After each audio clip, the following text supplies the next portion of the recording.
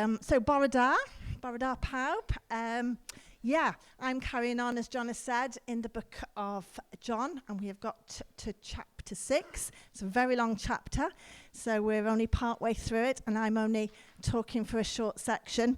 But you might remember a couple of weeks ago, James Percival was speaking to us and looking then at the feeding of the 5,000.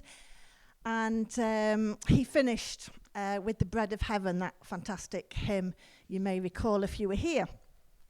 And he also hinted that probably there would be some picking up of that theme of the bread of life. And this is where you've arrived. I'm going to read it actually in English. It's just me, sorry today. But the Welsh is on the screen.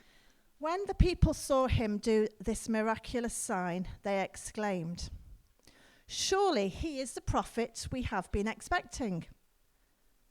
When Jesus saw that they were ready to force him to be their king, he slipped away into the hills by himself.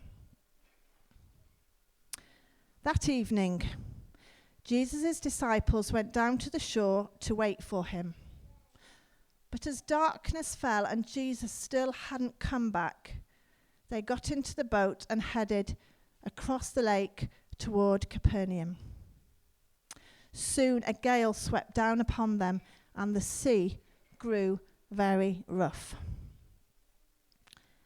They had rowed 3 or 4 miles when suddenly they saw Jesus walking on the water toward the boat. They were terrified. But he called out to them, "Don't be afraid, I am here." Then they were eager to let him in the boat, and immediately they arrived at their destination. Okay, so if you were sort of astute there, you will notice that I actually read a few verses from the end of the section that we looked at last time, that James was looking at before the section headed Jesus Walks on the Water. And the reason for that is because I think it's important to just work out what was being said there. And I think there's a clue in those few verses into what John wants us to understand about this person of Jesus. You see, those crowds that were there and that witnessed that miracle, the feeding of all of those people, they'd have absolutely recognized the similarities in that between the provision there of the bread and the fish and the provision for their ancestors back in the Exodus story. So this is why when they're with Jesus and they are the recipients now of the bread and fish, they're like, "Wow, this is it. This is the man. This is the guy. He must be the one that Moses spoke about. He's going to be the great king." And in fact, verse 15 actually says there, doesn't it, that Jesus knew that they wanted to force him to be their king. So he knew what they were thinking, and he wanted to show the disciples, I think, that he'd come for so much more than just being a source of prosperity, providing for physical needs, just to overthrow governments and sort of sort all of that out. And so I think he wants to show us something more as well about himself. So we're going to see today that Jesus performs this next miracle to not only show, and he does show absolutely, that he cares for our earthly needs, but also that he's come down from heaven. He himself has come. If you like, he is the treasure. He's the gold. He is the bread of life. And this miracle, only a short account actually in John here, is part of this bigger story of being Jesus, the bread of life. So we're going to dig in a little bit deeper, but before we do that, we've got a clip. So this is from The Chosen. Some of you may have seen. I know Rachel and I'll rave about it. We've not seen it all. But this just portrays really quite well the miracle now, and hopefully we've got it to show.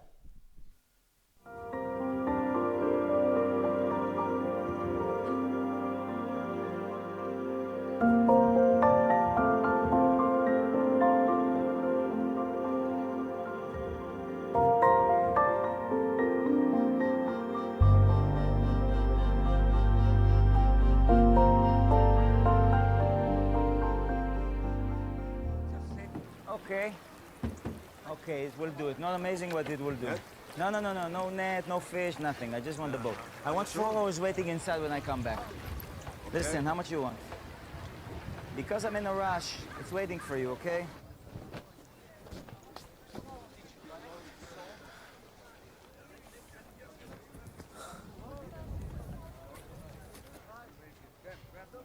What do we do now? It's a 13-mile walk back to Capernaum, all the way around the sea, in the rain and in the dark. Is that everything we had to do today? Carrying the baskets and distributing food? I'll do my best. We won't leave you behind, James. We're not walking. We're rowing. It's only 8 miles across. I got a boat, and we can row faster than we can walk. Come on, Big James. You know we're good at this. Yeah. Excellent strategy, Simon. Simon is right. Everyone get into the boat and row back across to Capernaum. What about you? It's been a long 3 days. I need some time alone to pray. But there are storm clouds on the horizon. Let me stay with you, Rabbi. I'll keep watch. Be fine. All of you go. Hurry. Follow Simon. You all did so well today. Shalom, shalom. Shalom, shalom. Shalom.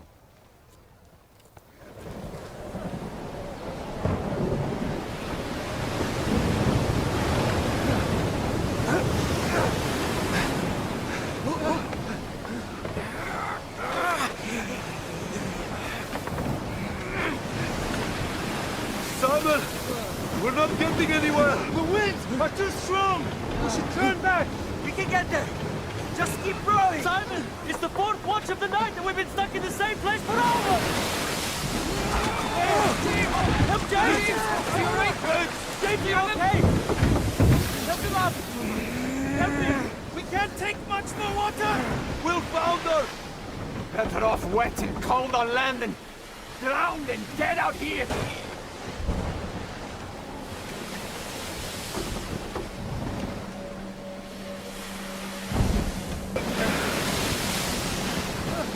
John, keep rowing! What are you doing? Did anybody just see that? Over there! I don't see anything! What are we looking for?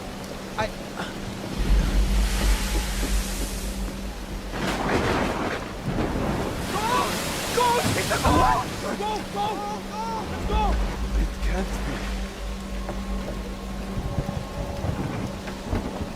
We have to get out of here! Everyone move! Go! Faster! Let's go!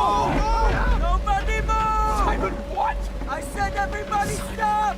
Stop! Okay, stop! Nobody move! That's not a ghost! Are you crazy?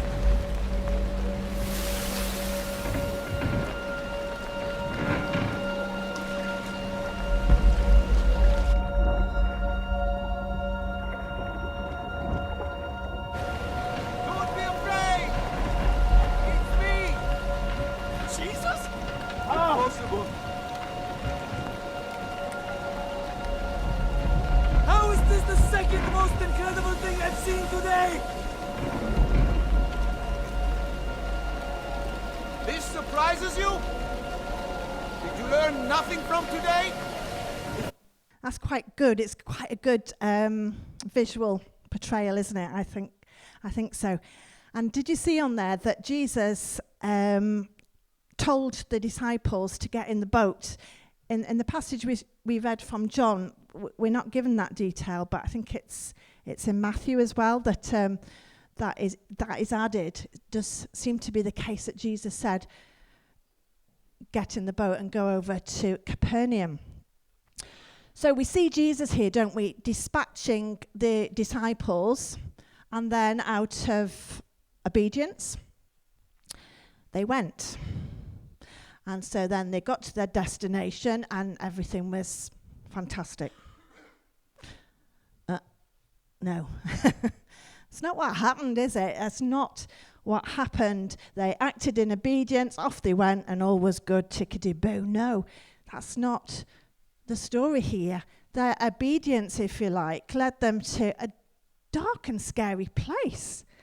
You know, we're told, and we heard that in the clip, that it was dark. We could see that. It was dark. The wind was against them. And Jesus hadn't yet come to them. So just thinking about that for a minute, those disciples, you know, they had spotted those dark clouds, I think, on the horizon, and thought, you know, probably because they were experienced, they've handled storms before. But the clincher here was that Jesus said, go in the boat, off you go to Capernaum, despite all those things. So they're like, yeah, okay, we're going to follow Jesus. But then where is he? Where's he gone? You know, they must have felt a bit deserted. And I wonder, have you ever felt that same sort of feeling of, God, where are you? You seem to have left me. I don't feel your presence anymore. And sometimes it can be when you really need him the most, that sort of feeling of being abandoned can come. And it's not an uncommon theme, is it? We see this time and time again in the Bible. In Psalms, there's loads of examples. I've just got one there from Psalm 10. O Lord, why do you stand so far away from me? Why do you hide when I am in trouble? And then, of course, some of you might know that the book of Job is a whole book there that tackles this whole issue of suffering and feeling like God is gone. So what is going on? What is going on here? The disciples have been in a boat before, haven't they? They've been in the boat, in fact, with Jesus before. And he has come, they woke him up on that occasion when the storm came. And he can calm a storm. They know that. They've seen him do it. And, you know, we're told that they exclaimed after that occasion, who is this man that even the wind and waves obey him? So what's going on? Why are they being left there in this situation with the wind and the waves against them? And, you know, we could see quite clearly on that Jesus, the big difference is Jesus isn't in the boat yet. So the disciples, they've been straining all night. They make a point of saying on there, and I'm sure this is what they'll have said to each other, we're not making any progress, we're just going like round and round, we're just not making any headway in this storm. Why is Jesus not there? And maybe we've had that question, why is it taking so long for whatever thing we might be experiencing that just doesn't seem to change? So I want us to look at two things, really, two major lessons in this that I think we can learn about the Christian life. And actually, you know, it's maybe what we learn more that the Christian life is not in what we're learning, more what a Christian life is not about rather than what it is, if that makes sense. So, the life of a Christian, this is the first thing. that I want to just pull out today. The life of a Christian will not be an unbroken series of miracles. Sometimes that sense, that experience of pulling on the oars and being in a storm all night is our experience. You know, there are times, aren't there, when we go through life and things are good and we can see those things that God is providing really, really clearly. We see those answers to prayer. We see prayers that are for healing maybe of people that we know, for babies that are born, for maybe that provision of money just in the nick of time, or just when you've asked God and then suddenly the money's there. And we can be really thankful, and we can see even miracles, just like the disciples did.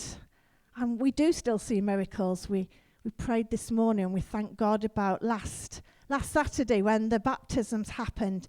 And absolutely, the clouds parted and the sun shone instead of the thunderstorm. But there are other times, aren't there, that the storm seems relentless. You know, that depression that just won't lift. That long-term illness that is painful and just doesn't seem to really get any better. Job difficulty that is just not been easily resolved and just keeps going on. Decisions that are hard to make. Problems that are not resolved, and certainly not easily.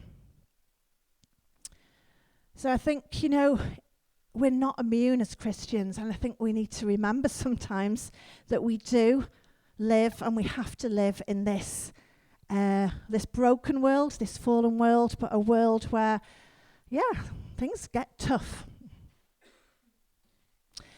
You know, for us a good few years ago, we'd been living a great life, I think. Certainly we were enjoying ourselves. We were with a group of people in a church that we got on really well with. We were doing adventures even. It was exciting. We could see God moving. And it just felt like overnight the wind changed. And, you know, gone were all of those feelings of, this is great. But suddenly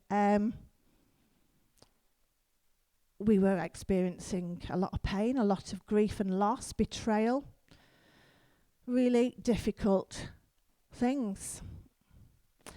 And it was a long period of waiting and really asking God why and what is going on. What is going on? What's it all about? How long before we sort of understand? Maybe will we ever understand? But how long before things change and the wind changes? But you know, I was so glad back then for my Bible. And what I mean by that is I was so glad for my Bible that doesn't tell me that life is always going to be a bed of roses. My Bible is full of examples that storms will come, for sure. And that was really helpful. It's really helpful to know that actually, as a Christian, I wasn't immune. I'm not immune to those times. And it's clear here in John's Gospel that the wind sometimes is against us. Some of you might know the saying that, I don't know if it's from the world of business. It sounds like it's from the world of business and those sort of highly successful business people. If you're not going forward, you're going backwards. Yeah? And I don't know. I don't think that's true. I don't believe that. And okay, maybe there's something in the principle, but maybe you need to hear today, maybe some of you just need to be reminded today that that's maybe not quite right. I've not got a rowing example to tell you about being in a storm in a rowing boat. However, many, many, many years ago, before we even had Rachel, so you know how old she is. No, seriously. We were in Yugoslavia when it was still Yugoslavia, and we took this boat out. It was a motorboat, I have to say. But on the way back to shore, we did see a storm coming. It did get up, didn't it? It was really rough. It was really frightening. And it was frightening, let me tell you, because the motor, so I think I pulled it and, it broke. And yeah, we were not going anywhere. It was frightening. We would not have made progress, and we were in the middle of the sea. And yeah, the wind was against us. Thankfully, I think John, superhero, got the motor going. And all was well, but I think sometimes you do well if you simply hold your position in a storm. Let me just say that again. Sometimes you do well if you simply hold your position. And I think, like I say, the Bible tells us, doesn't it, that by faith, sometimes we just stand and endure. So in Ephesians chapter 6 and verse 13, Paul is speaking to the Ephesians. Therefore, put on every piece of God's armour, so you will be able to resist the enemy in the time of evil. Then after the battle, you will still be standing firm. And that brings me really to the second lesson really for today, that we, like the disciples in this story, must walk by faith. So the disciples in that boat, as they went out to Capernaum, they didn't have that visible presence, the physical presence even, of Jesus with them at that time, did they? And we don't. He's not just sitting here. We can't see him. We don't have that visible presence. We have to we do life by faith, that God is with us by the Holy Spirit. So what can help us in that? Well, I want to suggest that Jesus sees us. We see from the passage today that Jesus saw the disciples in the boat. He sees us. Even when he may be outside the range of our sight, we are never outside the range of his. Jesus sees us. And the second thing I think we learn here is that Jesus prays for us. He said, didn't he, I need to go away and pray. He knew what was going on. He wanted to show the disciples something really important. And the Bible does tell us that Jesus himself uses this word, intercedes for us. And that just means he prays. He prays to his Father, to God the Father for us. And I don't know about you, but just think about it for a moment. When you're praying with a friend or, well, anybody really, somebody who's praying for you, it's good, isn't it? It's encouraging, it's uplifting. It's really helpful to hear somebody praying for you. Sometimes I do this quite a lot now, actually. If I really want to imagine and believe and think about that truth that Jesus is praying for me, I'll sort of have two chairs together, or I'll just imagine maybe another chair, and that Jesus is just sat by me by the table at home or on the sofa, and that as I talk, he's listening and he's there. And maybe that's just helpful, just something helpful for somebody here, just to picture as you pray and Jesus saying those words to you. And so the third thing here that I think we really, it's so true. Jesus can reach us. Jesus walked across the water to the disciples, and he walks to us, doesn't he? He walks to us. No circumstance, no problem, no difficulty, none of those things that might be going on for you can cut you off, can cut me off from him. So, kind of final few thoughts here this morning. Just focusing on the walking on the water, yes, it was a big miracle, the fact that Jesus walked on the water. Of course it was. It's clearly impressive. And the disciples were obviously terrified, thinking that he was maybe a ghost.